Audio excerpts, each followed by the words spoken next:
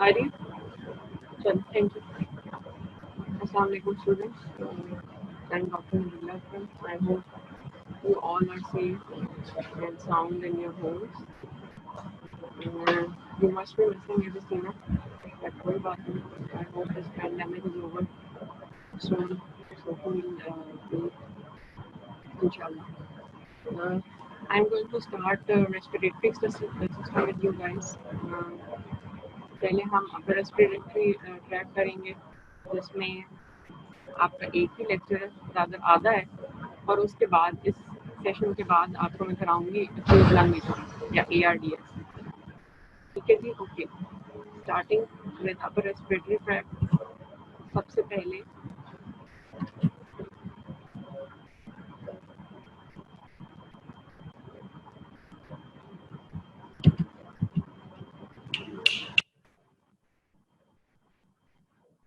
बस ठीक है, ठीक है. ओके जी, इन्फेक्शियस राइनाइटिस, इसको कॉमन कोल्ड भी कहते हैं. आपको पता है सबको, most commonly it is due to viruses जैसे adenovirus, echovirus, rhinoviruses. इसमें क्या क्लिनिकल फीचर्स होते हैं पेशेंट के? It presents with nasal discharge, watery eyes, running nose. ठीक है. नेजल म्यूकोजा इसमें थिकन्ड होगा, एडिमेटस होगा, रेड होगा, nasal cavities are narrowed and terminates are enlarged. यहाँ से इन्फेक्शन एक्सटेंड करके फेरिंग्स और टॉन्सिल्स को भी इन्वॉल्व कर सकते हैं. It leads to pharyngotonsillitis. आपको पता है कॉमन कोल्ड में जैसे रनिंग नोज वगैरह होती है, उसके बाद patients do complain of sore throat. इसमें ये है कि वायरल इन्फेक्शन जो हैं they are self limiting, but इनमें बैक्टीरियल इन्फेक्शन जो हैं वो सुपर इम्पोज होने का बहुत ज़्यादा चांस होते हैं. दे प्रोड्यूस समटाइम्स म्यूकोपुरुलेंट या सेपरेटिव डिस्चार्ज. अगर सिर्फ वायरल इन्फेक्शन हैं तो these are self limiting, 7 days के अंदर अंदर ये ठीक हो जाते हैं. ओके जी, coming on to allergic rhinitis. बहुत सारे लोग हैं स्पेशली इस्लामाबाद में पॉलन्स वगैरह से जिन्हें एलर्जी होती है. बाज़ लोग कंप्लेन क्या करते हैं कि उनको कारपेट वगैरह से एलर्जी, और वो क्यों होते हैं? क्योंकि उसमें डस्ट माइट्स वगैरह होते हैं. ठीक है, in they act as allergens. ये क्यों है allergy? It is due to hypersensitivity, और वो हाइपर सेंसिटिविटी इन एलर्जेंस को, जैसे कि pollens, fungi, animal allergens and dust mites. आप सबको पता है इट इज़ IgE मीडिएटेड. ठीक है, इसका अर्ली और लेट फेज रिस्पॉन्स होता है. ये आगे हम करेंगे IgE मीडिएटेड हाइपर सेंसिटिविटी इन एजमा एज वेल. ओके जी, एलर्जिक रिएक्शन में क्या है? जैसे राइनाइटिस आपको पता है, पहले इन्फेक्शन में भी यही था. इसमें mucosa would be oedematous straightened and they would be increased mucus secretion. थोड़ा सा ल्यूकोसाइटिक इन्फिल्ट्रेट भी हो सकता है, और उन ल्यूकोसाइट्स में सबसे ज़्यादा प्रोमिनेंट एलर्जी के केस में कौन सी है? Eosinophils. Chronic rhinitis is a sequel to repeated. बिल्कुल ये चैट मतलब मोड में रहते हैं स्टूडेंट्स के कॉलेज जा रहे हैं हमारे पास चैट नीचे ये ऊपर वाला और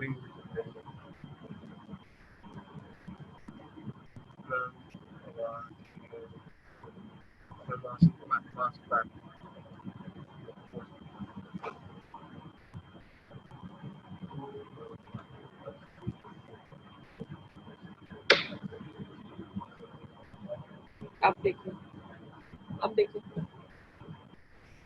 Can you hear me clearly now? Students से पूछे आपको आवाज आएगी. Students, can you hear me now?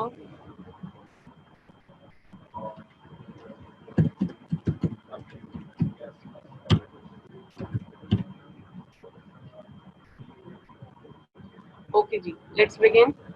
Chronic rhinitis आपको पता है जब repeated attacks of acute rhinitis हैं, कुछ लोग होते हैं जो ज़्यादा प्रोन होते हैं एलर्जिक या एक्यूट राइनाइटिस को, तो उनमें eventually this leads to chronic rhinitis. ठीक है, it is due to repeated attacks of acute rhinitis. Microbial भी हो सकता है, एलर्जिक भी हो सकता है.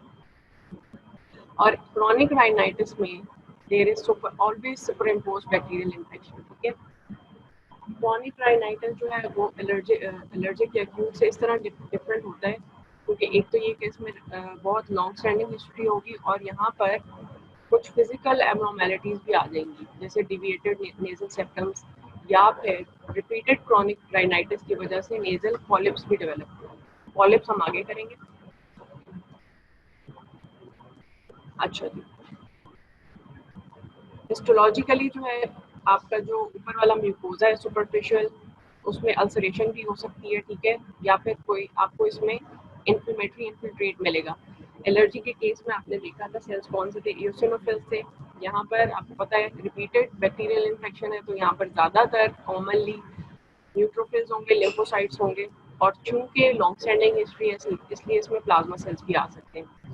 These suppurative infections sometimes extend into the sinuses में, इसीलिए आपको पता है साइनोसाइटिस हो जाता है पेशेंट को, वो इसी से राइनाइटिस से ही एक्सटेंड करता है।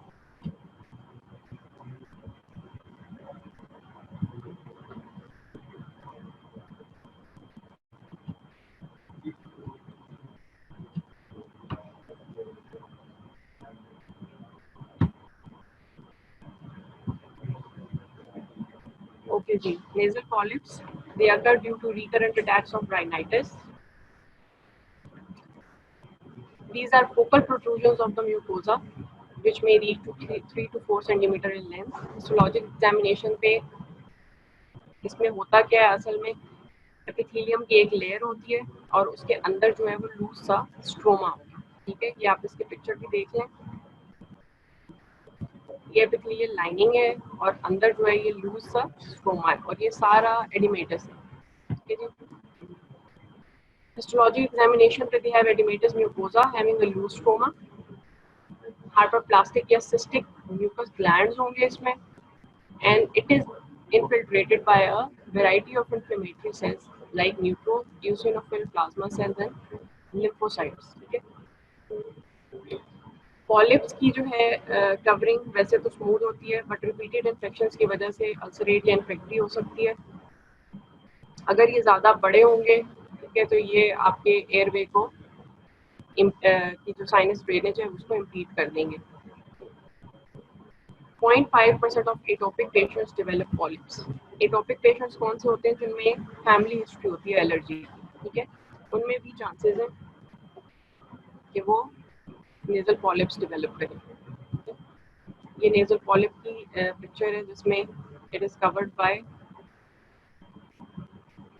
एपिथेलियम और उसके अंदर एक लूज एडिमेटस स्ट्रोमा है। ज़्यादा क्लियर पिक्चर अगर आप इसकी देखो तो ये इसकी एपिथेलियल कवरिंग है, ये स्ट्रोमा है और उसके अंदर ये जो आपको पिंक कलर के सब नज़र आ रहे हैं ये सारे एओसिनोफिल्स हैं। इससे आपको पता चलता है कि नेजल पॉलिप जो है उसमें एलर्जिक हिस्ट्री जो है वो बहुत ज़्यादा प्रोमिनेंट। ओके जी, coming on to nasopharyngeal inflammations, इसमें क्या क्या आ जाता है, सोर थ्रोट वगैरह जैसे कि फेरेंजाइटिस, टॉन्सिलाइटिस। ज़्यादातर केसेस में it is due to viruses. कौन से viruses, rhinovirus, echo, adeno या फिर रेस्पिरेटरी सिंसिटियल वायरस, ठीक है। इसमें भी क्या है, रेडनिंग एडिमा होगा म्यूकोजा का, और इसके अलावा आपको पता है टॉन्सिल्स जो हैं, जब एक्यूट टॉन्सिलाइटिस होता है तो टॉन्सिल्स इनलार्ज हो जाती हैं और जो इसकी ड्रेनिंग लिम्फ नोड्स हैं वो भी इनलार्ज होंगी और टेंडर होंगी। इसमें भी बैक्टीरियल इन्फेक्शंस जो हैं वो सुपर इम्पोज होने का बहुत ज़्यादा चांस होता है। टॉन्सिलाइटिस या फिर ये जो फेरेंजाइटिस है, इनकी केस में जो बैक्टीरिया हैं ज़्यादा कॉमनली इम्प्लिकेटेड वो है बीटा हेमोलिटिक स्ट्रेप्टोकोकाई, स्टेफिलोकोकस वगैरह, लेकिन ज़्यादा कॉमनली जो है वो बीटा हेमोलिटिक स्ट्रेप्टोकोकस कॉमन है, ठीक है। समटाइम्स जो है आपको पता है आपने पीएनटी में भी किया होगा, ये डिप्थीरिया वगैरह में भी ये जो नेजोफेरेंजियल म्यूकोजा है इसमें एक कवरिंग आ जाती है, इसको सूडो मेम्ब्रेन कहते हैं, ठीक है, और ये आपके टॉन्सिल्स वगैरह को भी कवर करती है।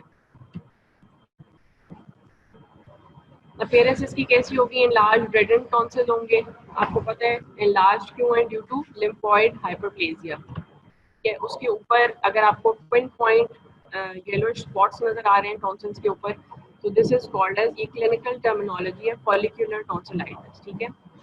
आपका एक्यूट टॉन्सिलाइटिस है, उसकी कुछ स्टेजेस हैं क्लिनिकली। अगर उसमें आपको टॉन्सिल्स के ऊपर येलो स्पॉट्स नजर आ रहे हैं तो दिस इज फॉलिक्यूलर टॉन्सिलाइटिस। अच्छा, बीटा हेमोलिटिक स्ट्रेप्टोकोकस मैंने आपको जो बताया उसकी इंपॉर्टेंस क्या है आप लोगों ने पढ़ लिया है, हार्ट का चैप्टर भी उसमें, कि इसके जो सीक्वल है जैसे कि रोमैटिक फीवर या फिर ग्लोमेरुलोनेफ्राइटिस, ठीक है, ये सोर थ्रोट ही होता है जिसके बाद पेशेंट लैंड करता है रोमैटिक फीवर या ग्लोमेरुलोनेफ्राइटिस में, ठीक है।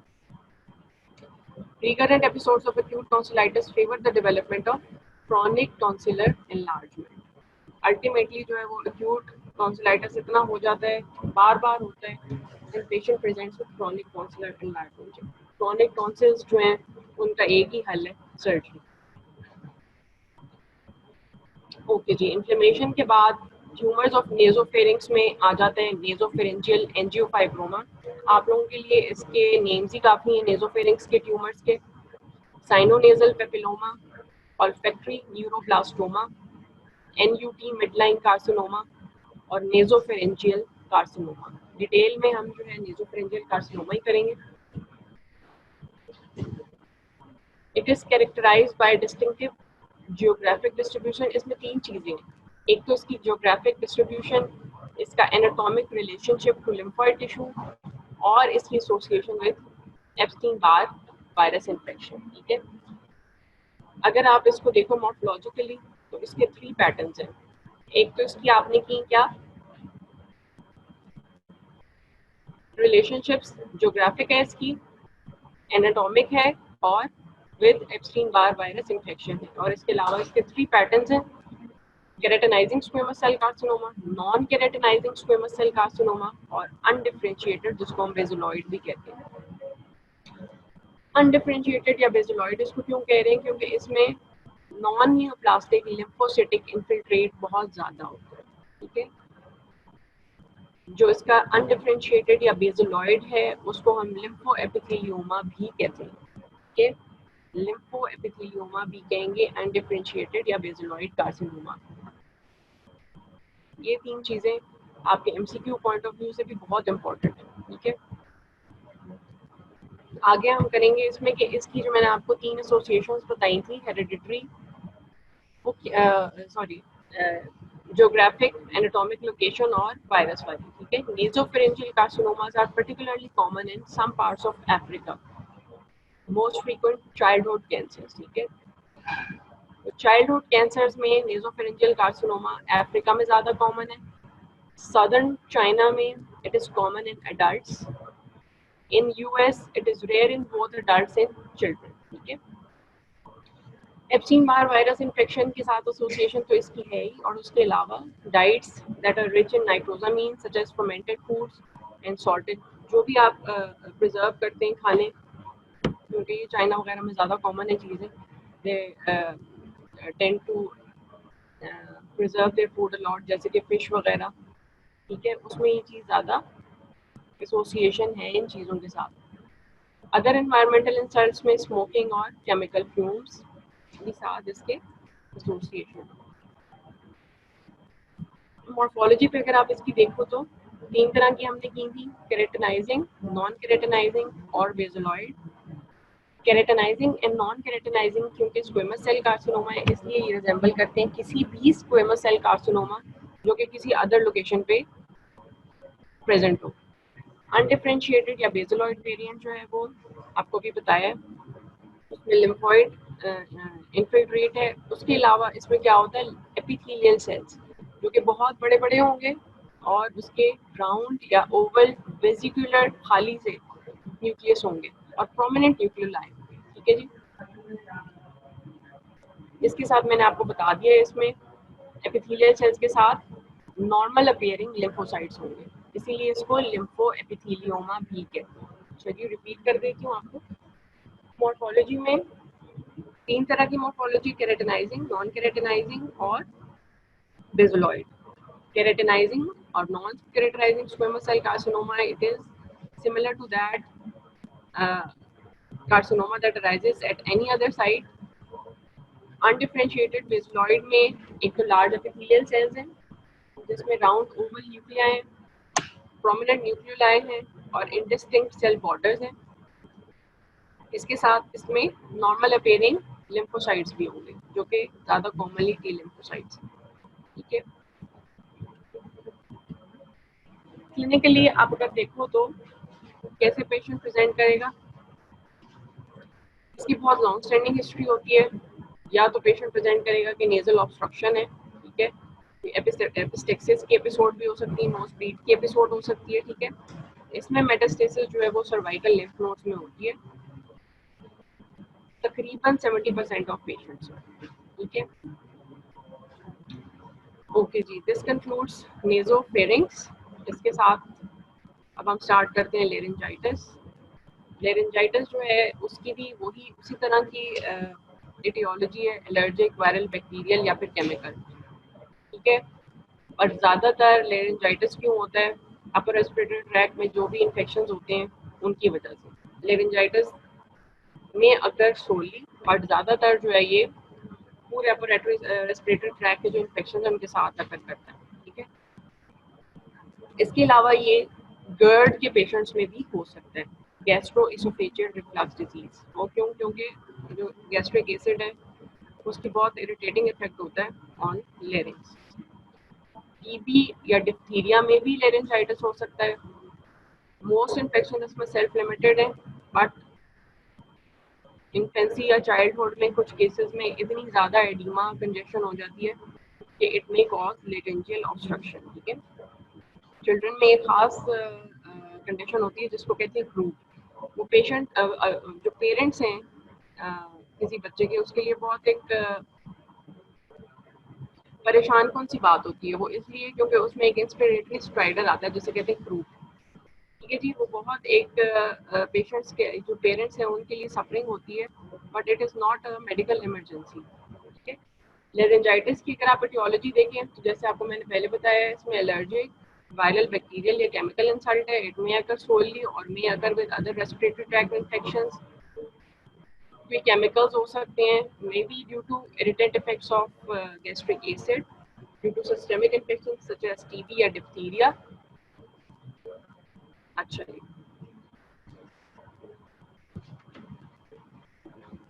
इन particular infants and young children में मैंने आपको पहले भी बताया लेरिंगो एपिग्लोटाइटिस होता है which is due to respiratory syncytial virus, Haemophilus influenza या बीटा हेमोलिटिक स्ट्रेप्टोकोकस। ये एक मेडिकल इमरजेंसी है क्योंकि दिस लीड इतनी ज़्यादा इन्फ्लेमेशन होगी कि this leads to airway obstruction. Laryngotracheobronchitis जो है उसमें इसको ग्रुप कहते हैं। जो मेडिकल इमरजेंसी आपको मैंने बताई है वो है लेरिंगो एपिग्लोटाइटिस, ठीक है। लेरिंगो ट्रेकियोब्रोंकाइटिस जो है उसमें इंस्पिरेटरी स्ट्राइडर आता है जिसको हम कहते हैं ग्रुप। ये इंपॉर्टेंट एमसीक्यू पॉइंट्स हैं, इनको आप लोग जरा दोबारा देख लीजिएगा। अच्छा जी, जो लेरिंजाइटिस स्मोकिंग की वजह से, आपको पता है स्मोकिंग जो है वो वैसे प्रिडिस्पोज करता है बहुत सारे कार्सिनोमास को। यहाँ पर जो कार्सिनोमा की अपीयरेंस का सीक्वेंस है वो इस तरह से है कि पहले जो है लेरिंजाइटिस की वजह से हाइपरप्लेजिया होगा, फिर वो मेटाप्लेजिया होगा, फिर कार्सिनोमा इन सिटू और ultimately this would lead to carcinoma, ठीक है, ओवर्ट कार्सिनोमा। इन्होंने बताया हुआ कि लेरिंजाइटिस जो कि हेवी स्मोकर्स में होता है it predisposes to epithelial metaplasia, ठीक है, और अल्टीमेटली वो कार्सिनोमा बना देगा। लेरिंजियल ट्यूमर्स अगर आप देखें तो रिएक्टिव नोड्यूल्स होते हैं वोकल कॉर्ड के ऊपर, नोड्यूल्स वो सिंगल नोड्यूल की तरह प्रेजेंट करेंगे। अगर इनको हम पॉलिप्स भी कहते हैं। स्क्वेमस पेपिलोमा है, आपकी बुक में एक पिक्चर है उसको भी आप लोग देख लेना। स्क्वेमस पेपिलोमा जो है वो सिंगल तो नहीं होगा मगर इतना फंगेटिंग और लार्ज मैस नहीं होगा जितना कि कार्सिनोमा हो, ठीक है।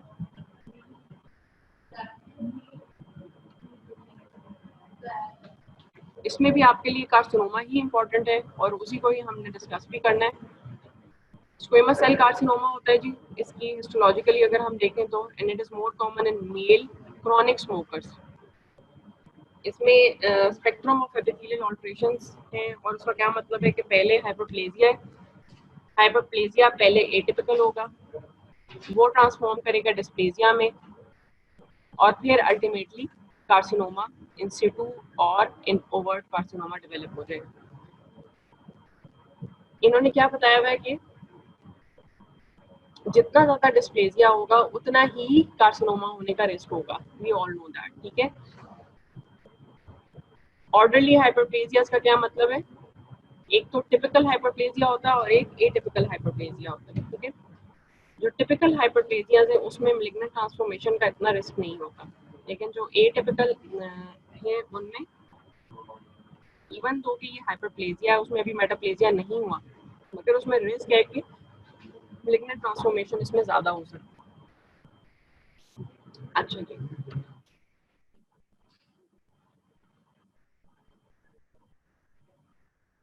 इन्होंने अब ये भी बताया है कि जितना कोई ज्यादा स्मोकिंग करेगा उतना ही ज्यादा उसमें चांसेस हैं कि ये एपिथेलियल ऑल्टरेशंस हो। जैसे कि अगर if a person is smoking 5 packs per day, ठीक है, in comparison to a patient who is smoking 2 packs, so 5 वाले में ज़्यादा चांस है कि उसमें एटिपिकल हाइपरप्लेजिया और मेटाप्लास्टिक चेंजेस आके आगे ओवर्ट कार्सिनोमा डेवलप हो, ठीक है।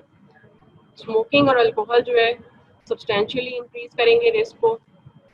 अदर फैक्टर्स जो हैं जो इंक्रीज करते हैं रिस्क में, उसमें एक्सपोजर टू एस्बेस्टोस। एस्बेस्टोस जो है आगे हम करेंगे लंग के चैप्टर में कि आपके जो बिल्डिंग इंडस्ट्री है उसमें बहुत ज़्यादा ये जो बिल्डर्स हैं वो ज़्यादा एक्सपोज होते हैं इसके, और उनमें भी कुछ सर्टन मेलिग्नेंसीज जो हैं वो डेवलप होने का चांस होता है, ठीक है जी। रेडिएशंस और ह्यूमन पेपिलोमा वायरस इन्फेक्शन भी इसमें इम्प्लिकेटेड, ठीक है। ह्यूमन पेपिलोमा वायरस इन्फेक्शन की वजह से जो कार्सिनोमास होते हैं ये भी हम आइंदा करेंगे इंशाल्लाह एफजीटी के चैप्टर में। अब आप लोग देखोगे कि लेरेंजियल कार्सिनोमा भी एचपीवी कैसे करा सकता है। स्क्वेमस सेल कार्सिनोमा ही होता है लेरेंजियल कार्सिनोमा। ज़्यादातर डेवलप कहाँ पर करेगा? वोकल कॉर्ड्स पे, बट मे अराइज अबव और below the vocal chords, epiglottitis पे और एरिएपिग्लोटिक फोल्ड्स पे। इन सिटू लीजन से ये बिगिन करते हैं, आपको पहले भी बताया है, ठीक है। बाद में barley grey wrinkled plaques on mucosal surface बनेगा। अगर इन सिटू लीजन है तो ऑब्वियसली उसका कोई मैस नहीं होता। बाद में जो है ये अपीयर जो ओवर्ट कार्सिनोमा होगा तो ये आपकी जो लीजन है वो फंगेट करती है, ज़्यादा अल्सरेट भी करती है और ज़्यादा लार्ज भी हो जाती है। इसमें जो डिग्री ऑफ एनाप्लेजिया है, एनाप्लेजिया क्या होता है जी कि सेल्स की जो डिफ्रेंशिएशन है, मतलब जो नॉर्मल सेल है वो जिस तरह नॉर्मल किसी लोकेशन पे होता है उससे कितनी डिग्री वो डिफरेंट है in carcinoma. Sometime massive tumour, giant cells and multiple bizarre mitotic figures, मतलब इसमें एनाप्लेजिया है काफ़ी सारा। मतलब जायंट सेल्स और बिजार माइटोटिक फिगर्स जो हैं ये नॉर्मली किसी लेरेंजियल म्यूकोजा में नहीं होती है। क्लिनिकली आपको पता है लेरिंग्स अगर इन्वॉल्व है तो उसमें ऑब्वियसली वॉइस इन्वॉल्व होगी, होर्सनेस होगी या डिस्फोनिया, आवाज़ बैठ जाएगी, डिस्फेजिया होगा। इसकी प्रोग्नोसिस जो है डिपेंड करती है स्टेज, बट टिपिकली वैसे इसकी प्रोग्नोसिस जो है वो इतनी बैड नहीं है। ये एक मैस है जी फंगेटिंग और अल्सरेटिंग किस्म का। It is present on the vocal cords, ठीक है जी। This concludes our upper respiratory tract. I hope आप लोगों को समझ आ गया होगा ये।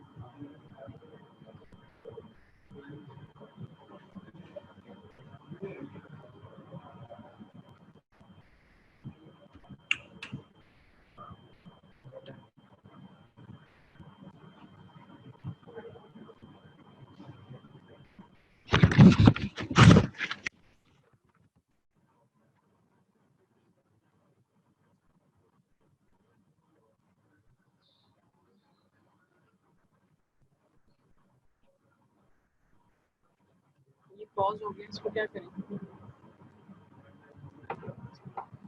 ये ये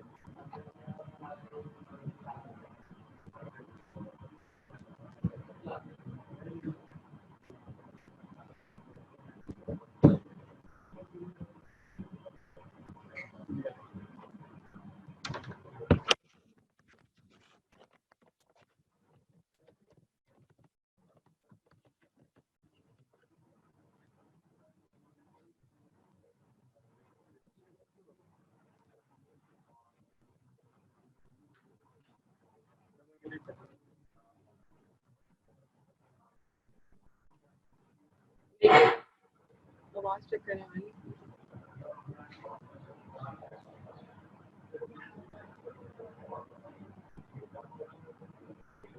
हेलो, ओके जी। Coming on to the lower respiratory tract, जिसमें सारे आपके लंग के टॉपिक्स आ जाते हैं। ये बड़ा ही इंटरेस्टिंग टॉपिक है एक्यूट लंग इंजरी का। इसको एक्यूट रेस्पिरेटरी डिस्ट्रेस सिंड्रोम भी कहते हैं। Acute lung injury is the basic lesion और acute respiratory distress syndrome is the clinical condition. और हिस्टोलॉजिकली अगर हम देखें या मॉर्फोलॉजिकली देखें तो उसमें there is diffuse alveolar damage, इसीलिए इसके इतने सारे नाम हैं। अच्छा जी, it is characterized by abrupt onset of significant hypoxemia and bilateral pulmonary infiltrates in the absence of cardiac failure. इसमें तीन चीजें आपने देख ली हैं। एक तो ये कि हाइपोक्सीमिया, आपके ब्लड में ऑक्सीजन नहीं जा रही, इन्फिल्ट्रेट्स हैं पल्मोनरी, और कार्डियक फेलियर नहीं है। ठीक है, सो एक बात तो क्लियर है कि इसमें कोई कार्डियक कॉज नहीं है। बेसिकली क्या है, पल्मोनरी कॉज है। ARDS and ALI are associated with increase in pulmonary vascular permeability, edema and epithelial cell death. ये तीनों चीजें क्या हैं, आपको पता है इन्फ्लेमेशन एक्यूट जो है उसमें ये सब चीजें बहुत, इसका जो सीक्वल है उसमें यही चीजें फॉलो करती हैं। ठीक है, आप लोगों के लिए जो यहाँ जरूरी है चीज अभी एक्यूट लंग इंजरी को समझने के लिए वो क्या है कि इसमें हाइपोक्सीमिया, एक तो पल्मोनरी इन्फिल्ट्रेट्स हैं और उसका कोई कार्डियक कॉज नहीं है। There is increase in pulmonary vascular permeability, obviously कि जहाँ पर इंजरी हो रही है उसमें ये वैस्कुलर परमेबिलिटी इंक्रीज होगी। अगर परमेबिलिटी इंक्रीज है तो देयर वुड बी एडीमा, और ऑब्वियसली ये परमेबिलिटी इंक्रीज तब होती है जब कोई आपकी जो एपिथेलियल इंजरी है, ठीक है, परमेबिलिटी तो इंक्रीज होगी जब एंडोथेलियल इंजरी होगी। इसके अलावा जो एपिथेलियम है, जो आपके नीमोसाइट्स हैं पल्मोनरी टिश्यू के, वो भी डैमेज होंगे साथ साथ। ठीक है, ये आपको चीज़ कैसे समझ आएगी इसकी पैथोजेनेसिस में, जिसके 4 स्टेप्स हैं, वो मैं आपको अभी इसकी जो डायग्राम है उससे बताऊंगी कि ये स्टेप्स किस तरह फॉलो करते हैं। ALI जो कंडीशन है एक्यूट लंग इंजरी, वो प्रेजेंट करती है as acute respiratory distress syndrome, और उसकी हिस्टोलॉजिक मैनिफेस्टेशन को हम कहते हैं डैट डिफ्यूज एल्वियोलर डैमेज। ठीक है, इसकी कुछ कॉजेज हैं जिसमें मोस्ट कॉमनली जो है, अगर आप देखें तो ऊपर वाले 4 हैं। अगर आप बुक में भी देख लो, ये ना आपको इतना क्लियर नजर आ रहा हूँ, मैं वैसे बता देती हूँ बोल के। मोस्ट कॉमनली तो इन्फेक्शन है, सबसे ज्यादा कॉमन है सेप्सिस, उसके बाद पल्मोनरी इन्फेक्शन में वायरल, माइकोप्लाज्मा, न्यूमोसिस्टिक या फिर टीबी, कोई भी हो सकता है। ठीक है, उसके अलावा गैस्ट्रिक एस्पिरेशन है और मैकेनिकल ट्रॉमा में हेड इंजरी। ये 4 प्रिंसिपल कॉजेज हैं इसकी, या मोस्ट इंपॉर्टेंट कॉजेज हैं। अगर आपको कोई क्लिनिकल सिनेरियो आया है ARDS का, उसमें भी हो सकता है कि यही कोई कॉजेज हो, या सेप्सिस होगा, इन्फेक्शन में वायरल होगा, टीबी होगा, गैस्ट्रिक एस्पिरेशन, या फिर मैकेनिकल ट्रॉमा में हेड इंजरी। पल्मोनरी कंफ्यूजन्स, अगर हम इन्फेक्शंस में देखें तो ज़्यादा कॉमनली सेप्सिस था, इसके अलावा वायरल, बैक्टीरियल, या फिर टीबी के infections, gastric aspiration. Physical injury पे अगर आप आ जाओ तो सबसे पहले इन्होंने कहा है मैकेनिकल ट्रॉमा, जो कि हेड इंजरी में आता है, ड्राउनिंग है, पल्मोनरी कंफ्यूजन्स हैं, फ्रैक्चर्स में फैट एम्बोलिज्म है, बर्न और रेडिएशंस। इरिटेंट में सबसे ज़्यादा ऑक्सीजन टॉक्सिसिटी आ जाती है, स्मोक या फिर कोई भी केमिकल्स जो कि इनहेल किए जाते हैं। केमिकल इंजरी में आपके आ जाते हैं इसमें हेरोइन या मेथाडोन, एसिटाइल सैलिसिलिक एसिड, बार्बिटूरेट या फिर पैराक्वाट। हेमेटोलॉजी कंडीशंस में 2 चीज़ें, ट्रॉली और DIC। TRALI is transfusion related acute lung injury और DIC is disseminated intravascular coagulation. उसके अलावा कुछ सिस्टेमिक कॉजेज हैं जैसे pancreatitis, uremia, cardiopulmonary bypass, hypersensitivity reactions. में 2 चीज़ें, ऑर्गेनिक सॉल्वेंट्स या फिर ड्रग्स। इसको याद आप लोग अभी कर लो, मेरे साथ ही कर लो ताकि आप लोगों को आसानी हो। ठीक है, इसके प्रिंसिपल कॉजेज में 4 हैं, जैसे कि सेप्सिस, इन्फेक्शंस में viral bacterial mycoplasma, TB etcetera, gastric aspiration है, और चौथा कॉज क्या है जी, मैकेनिकल ट्रॉमा में हेड इंजरी। मैकेनिकल ट्रॉमा में फिजिकल इंजरी में और भी चीज़ें हैं, जैसे कि पल्मनरी कंफ्यूजन्स, ड्राउनिंग, फ्रैक्चर्स में फैट एम्बोलिज्म, बर्न या रेडिएशन। इनहेल्ड इरिटेंट्स में सबसे ज़्यादा कॉमन ऑक्सीजन टॉक्सिसिटी, स्मोक या फिर इरिटेंट गैसेस या केमिकल्स वगैरह। ठीक है, केमिकल्स में सबसे ज़्यादा आ जाते हैं हेरोइन वगैरह, बारबिचुरेट्स, एसिटाइल सैलिसिलिक एसिड वगैरह। हेमेटोलॉजी कंडीशन में 2 हैं, आपने याद रखनी है, ट्रॉली और डीआईसी। उसके अलावा pancreatitis, Urania, bypass surgery, hypersensitivity reactions में ऑर्गेनिक सॉल्वेंट्स और कुछ ड्रग्स।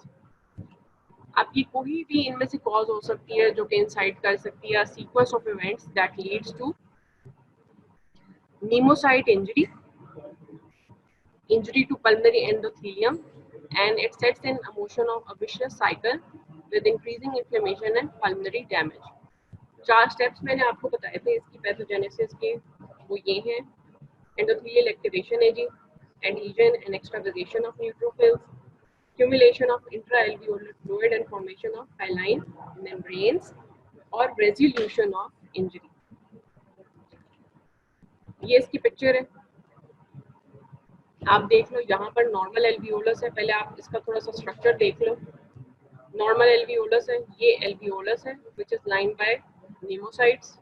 ठीक है, टाइप 1 सेल होते हैं और टाइप 2 सेल्स। टाइप 2 सेल्स जो है उनका बेसिकली फंक्शन है सरफेक्टेंट रिलीज।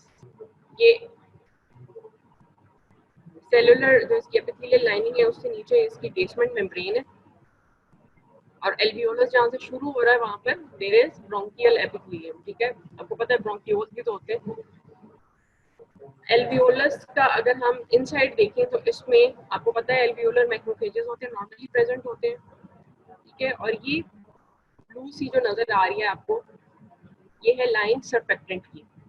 इनमें से सब चीजें जो है वो डिस्टर्ब होंगी, ये मैं बताती हूँ स्टेप वाइज किस तरह होगा। साथ ही ये कोई एक कैपिलरी पड़ी हुई है इस एल्वियोलस के, इन capillary is lined by obviously endothelium, और इसके अंदर जो है ये आपको पता है नॉर्मली भी कुछ जो हैं वो WBC सर्कुलेट कर ही रहे होते हैं हमारे वेस्कुलेचर में, और ये जो स्पेस आपको एल्वियोलस और इसके कैपिलरी के बीच में नजर आ रही है, दिस इज द इंटरस्टिशियम। अब ये 3 चीजें हैं इसमें, एल्वियोलस, इंटरस्टिशियम और एंडोथेलियम, सॉरी कैपिलरी। इन तीनों में कुछ चेंजेस आएंगे, और वो किस तरह आएंगे वो ये हैं। सबसे पहले तो ये है कि एंडोथेलियल एक्टिवेशन फर्स्ट स्टेप था। एंडोथेलियल एक्टिवेशन कैसे होती है? एंडोथेलियल एक्टिवेशन जो है ना वो सेकेंडरी टू नीमोसाइट इंजरी हो सकती है। ठीक है, नीमोसाइट इंजरी क्यों हुई? जो आपको इतनी सारी टेबल में कॉजेस बताई थी उनकी वजह से नीमोसाइट इंजरी हुई। फॉर एग्जांपल ये नीमोसाइट्स हैं जो इंजर हो गए। ठीक है, इन नीमोसाइट्स ने क्या करना है, यहाँ पर जो मैक्रोफेजेस हैं उनको एक्टिवेट करना है। इन सारी इंजरी के जो स्टेप्स हैं उसको मैक्रोफेजेस ने रिकॉग्नाइज करना है, और मैक्रोफेजेस ने कुछ सर्टेन कीमोकाइंस रिलीज करने हैं, जैसे कि TNF। इस TNF ने क्या करना है, यहाँ पर इस एंडोथेलियल को एंडोथेलियल लाइनिंग को एक्टिवेट कर देना है। ठीक है, एक तो ये स्टेप है।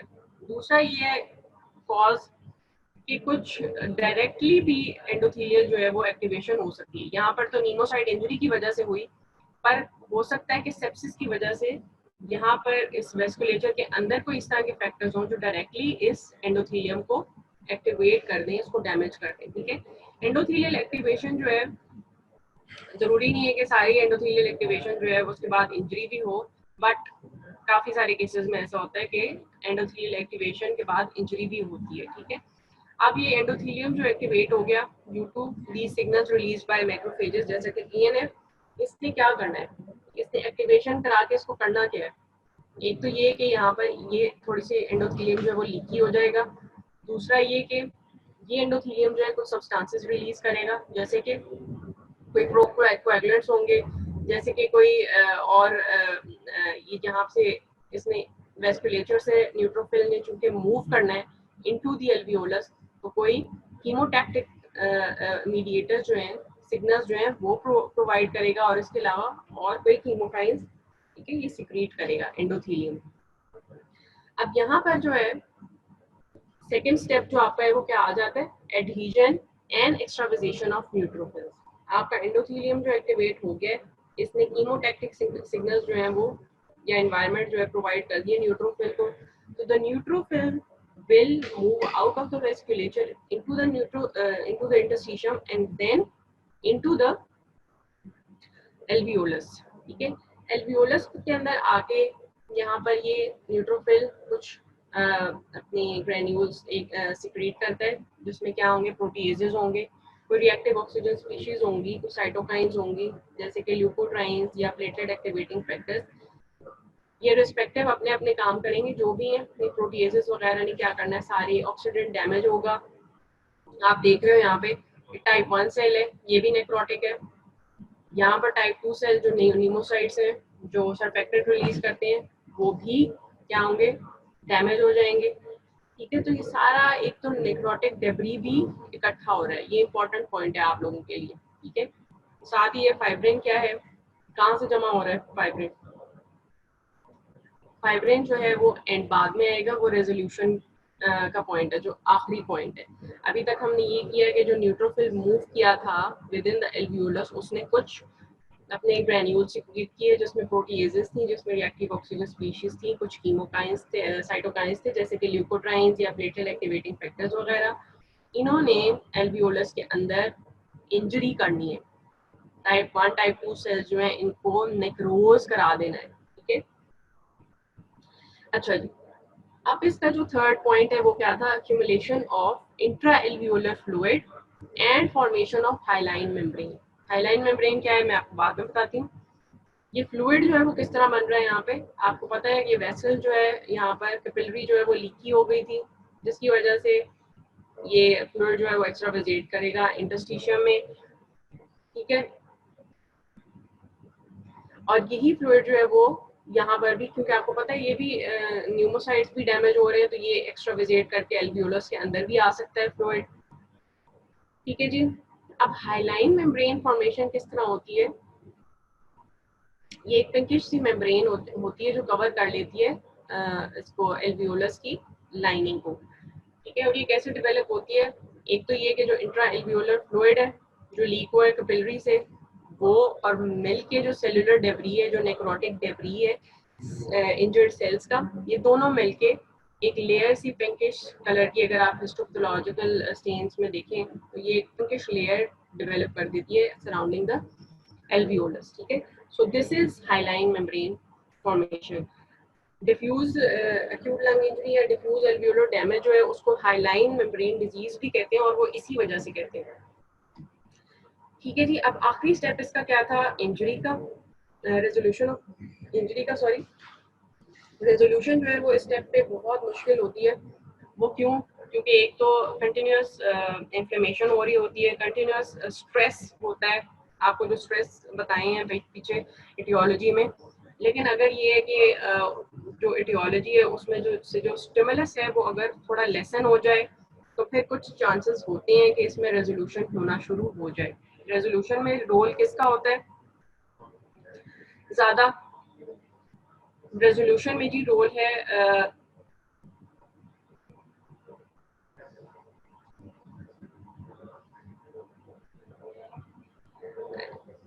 फाइब्रोब्लास्ट का, और जो सिक्रीट करते हैं कोलेजन, और जैसे कि ग्रोथ फैक्टर्स रिलीज करते हैं, जैसे कि प्लेटलेट डिराइव्ड ग्रोथ फैक्टर या नेक्रोफेजेस जो हैं उनका भी बड़ा रोल है इसमें।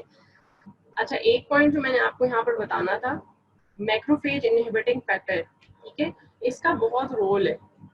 इसका रोल यहाँ पर आता है कि ये जो इन्फ्लेमेशन यहाँ पर हो रही होती है उसको इसने परसिस्ट कराना होता है, ठीक है। तो ये मैक्रोफेज इनहिबिटिंग फैक्टर जो है ये इसका बड़ा रोल है इन परसिस्टिंग द इन्फ्लेमेशन, इसीलिए इसमें जो है रेजोल्यूशन जो है और रिपेयर जो है वो इतना लेस लाइकली है। बट इन केस अगर रिपेयर हो भी रहा है तो वो इस तरह से होगा bye formation of these growth factors, और फाइब्रोब्लास्ट जो है वो कोलेजन सिक्रीट करेंगे, यहाँ पे फाइब्रिन फॉर्मेशन शुरू होगी है, ये इसी रेजोल्यूशन के स्टेप में आती है। और इसके अलावा जो है यहाँ पर कुछ ब्रोंकियल स्टेम सेल्स जो हैं वो सिक्रीट करेंगे आपके स्टेम सेल्स हैं ऑब्वियसली, तो उनमें से न्यूमोसाइट्स भी दोबारा बन सकते हैं, ठीक है। सो इंजरीज की प्रॉपर जो रेजोल्यूशन है वो इस तरह से प्रॉपरली होगी। आई होप आपको इसकी पैथोजेनेसिस जो है वो समझ आ गई होगी। अगर नहीं भी आई तो आप लोग मुझे टेक्स्ट में बता देना, मैं एंड पे इसको रिपीट कर दूंगी एक दफ़ा। क्लिनिकली अगर आप देखो ऑब्वियसली पेशेंट को डिस्निया होता है, साइनोसिस हाइपोक्सीमिया होगा, रेस्पिरेटरी फेलियर होगा। चेस्ट रेडियोग्राफ पे अगर आप देखोगे तो इनफिल्ट्रेट्स नजर आएंगे। वो इनफिल्ट्रेट्स क्या हैं? वो इसी एडिमा और ये जो इंट्राएल्वियोलर फ्लूइड है इसकी वजह से नजर आते हैं। अच्छा जी, वेंटिलेशन परफ्यूजन मिसमैच क्या होता है? ये वेंटिलेशन परफ्यूजन मिसमैच में ये होता है कि ऑक्सीजन तो जा रही है मगर वो ब्लड के अंदर नहीं जा रही, ठीक है, इसमें एब्जॉर्ब नहीं हो रही। लंग्स जो है वो स्टिफ हो जाएंगे ड्यू टू फंक्शनल वही सर्फेक्टेंट लॉस और टाइप 2 न्यूमोसाइट्स की इंजरी की वजह से। lungs have areas that are infiltrated, consolidated or collapsed, and regions that have nearly normal levels of compliance and ventilation.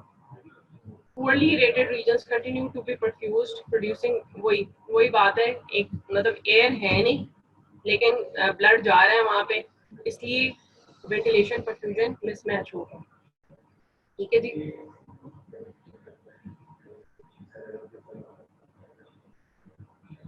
हाँ जी, हाइलाइन मेम्ब्रेन की फॉर्मेशन मैं दोबारा आपको बता दूंगी।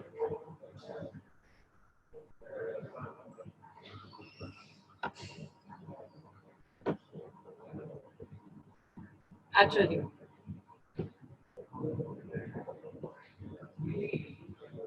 अच्छा मॉर्फोलॉजी में अगर आप देखो ना, अगर आप जब आगे करोगे निमोनिया उसमें भी यही होगा। इसके एक्यूट स्टेजेस में हमेशा लंग हैवी, फर्म और रेड बॉगी किस्म का होगा, ठीक है। और वो क्यों है आपको पता है, इतनी ज्यादा इन्फ्लेमेशन हो रही है, एडिमा है। ये तो आपने जो इसकी मॉर्फोलॉजी, इसकी पैथोजेनेसिस की है, ये बहुत इंपॉर्टेंट है। इन द से इसी से आपको इसकी सारी मॉर्फोलॉजी भी पता चल जाएगी। कंजेशन है तो क्यों है? क्योंकि वेस्कुलर परमेबिलिटी इंक्रीज थी। Interstitial and intraalveolar oedema due to fluid collection. Fibrin deposition, क्योंकि साथ साथ आपको पता है रेजोल्यूशन भी स्टार्ट हो रही है। और diffuse alveolar damage. Diffuse alveolar damage हम क्यों कह रहे हैं? क्योंकि इसकी जो एपिथेलियल लाइनिंग है एल्वियोलस की, उसको भी ये जो आपके न्यूट्रोफिल से जो साइटोकाइन्स रिलीज होते हैं वो उसको डैमेज कर देते हैं। Alveolar walls become lined with waxy hyaline membrane, which consists of fibrin-rich edema fluid mixed with। आपने मुझसे ये पूछा है इसका हाइलाइन मेम्ब्रेन फॉर्मेशन का, ये आप पहले देख लो कि हाइलाइन मेम्ब्रेन होती क्या है।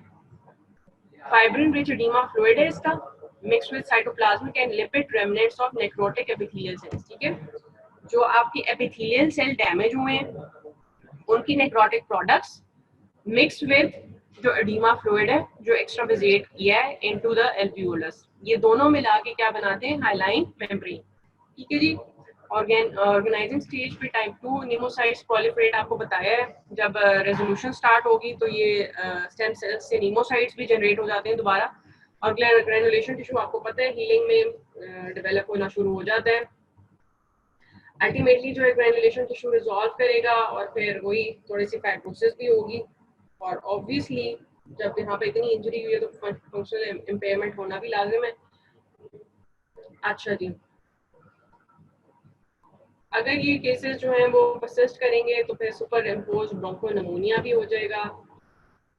नमोनिया जो है वो फिर हम बाद में करेंगे, तो बड़ा इंटरेस्टिंग टॉपिक है वो भी। ये देख रहे हैं आप लोग, ये आपका एक कट सेक्शन लिया हुआ है लंग का, पैरेन्काइमा का।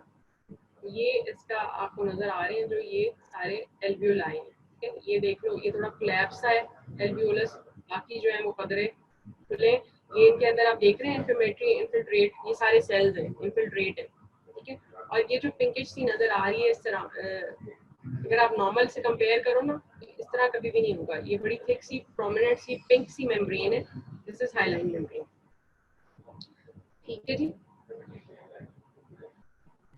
So this concludes our ALI ARDS। अगर आप लोग को कुछ पूछना है तो आप लोग प्लीज पूछ लो। हाइलाइन मेम्ब्रेन फॉर्मेशन में भी आपको बता देती हूँ। इसके अलावा भी अगर कुछ पूछना है आपने तो फिर पूछ लें।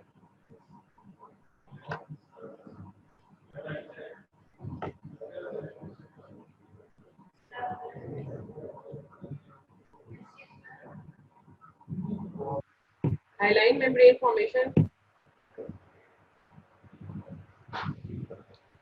जो है वो कैसे होती है? एक तो एक्सट्रापोजेशन ऑफ दिस एडिमा फ्लूइड जो इंट्रा एल्वियोलर हो जाएगा विद दिस नेक्रोटिक डेब्री। आपको पता है न्यूट्रोफिल्स जब इस सेल के अंदर आए थे उन्होंने सर्टेन प्रोटीएजेस कुछ साइटोटॉक्सिक मटेरियल ल्यूकोट्राइन्स वगैरह सिक्रीट किए थे जिन्होंने इन सेल्स को डैमेज किया था। ठीक है, इसका नेक्रोटिक डेब्री जो है वो मिलके इस फ्लूइड के साथ ये हाइलाइन मेम्ब्रेन जो है वो बना देता है। ये पिंक सी हाइलाइन मेम्ब्रेन है। ठीक है, इतनी ये थिक हो। I hope it's clear now. और कोई स्टेप है जो इसमें समझ ना आ रहा हो?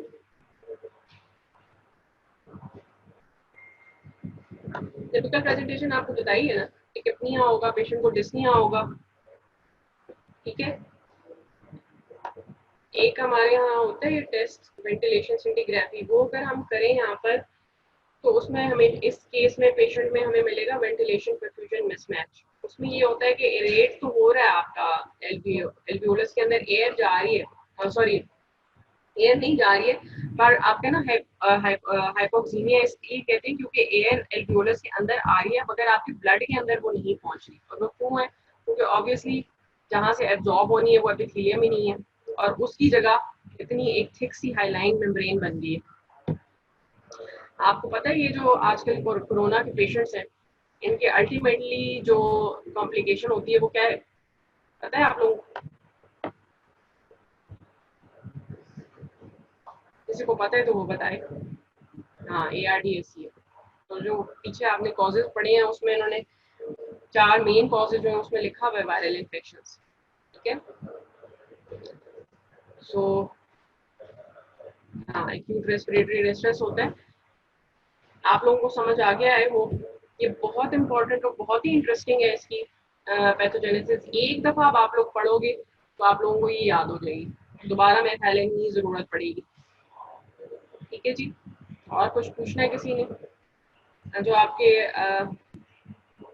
हाँ, it is one of the main causes. आपके जो इसके अपर रेस्पिरेटरी ट्रैक के जो इन्फेक्शन वगैरह और जो कार्सिनोमा की है इतना ही आप लोगों ने करना है। आप लोग बेशक बुक से इसी इतना ही कर लो हाईलाइट जितना मैंने आपको कराया है, ये भी आप लोगों के लिए इनफ है।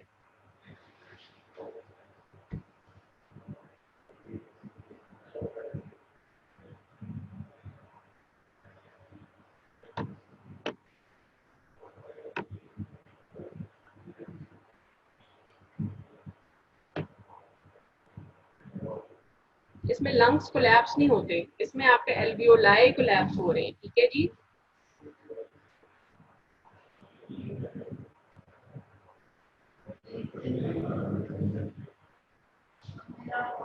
लंग्स कोलैप्स नहीं होंगे, वो आगे हम करेंगे एटेलेक्टेसिस। वो भी बड़ा इंटरेस्टिंग सा टॉपिक है, इंशाल्लाह शायद कल ही करें। तो वो आप उसमें देखना कि लंग कोलैप्स और चीज होती है। ठीक है,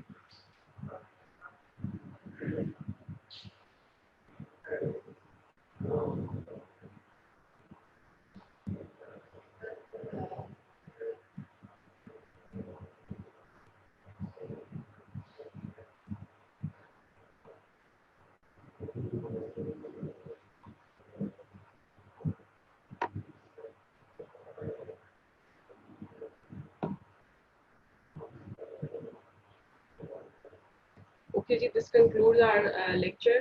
Thank you very much. बेटा एल्वियोलर कोलैप्स का आप खुद सोचो, आप मुझे बताओ क्या वजह हो सकती है एल्वियोलर कोलैप्स की? जब उसका लाइनिंग एपिथेलियम ही नहीं है वो रह सकता है स्टडी?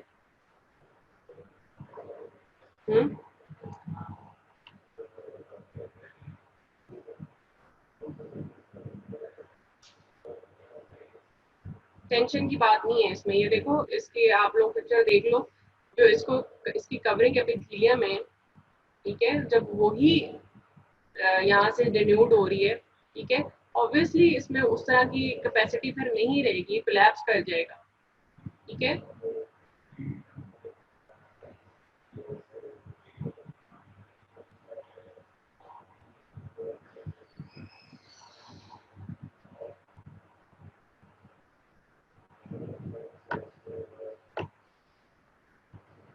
मेम्ब्रेन ही कहना आपने, इसकी एपिथेलियल लाइनिंग है ये। ठीक है, ये जो नीमोसाइट्स है ये इंजर हो रहे हैं, ये देखो यहाँ पर है इसी तरह लाइनिंग, यहाँ पर ये एपिथेलियम जो है वो स्लफ ऑफ हो गया है, उसकी जगह पे ये मेम्ब्रेन बन रही है।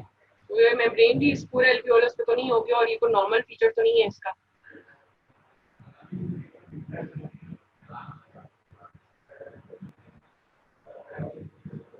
तो बेटा फाइब्रिन कोई नॉर्मल चीज तो नहीं है, और वो जरूरी तो नहीं है हर जगह पे डेवलप डिपॉजिट हो।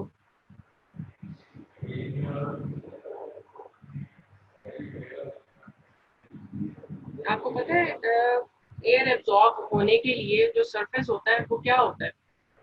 वो यही होता है, ये जो एपिथेलियल लाइनिंग है इन एल्वियोलाई, ठीक है, यहाँ पर वो ही नहीं है। तो यहाँ पर उस तरह से वो सरफेस नहीं है, सरफेस टेंशन भी नहीं है, इसलिए एल्वियोलाई जो है कोलैप्स कर जाते हैं।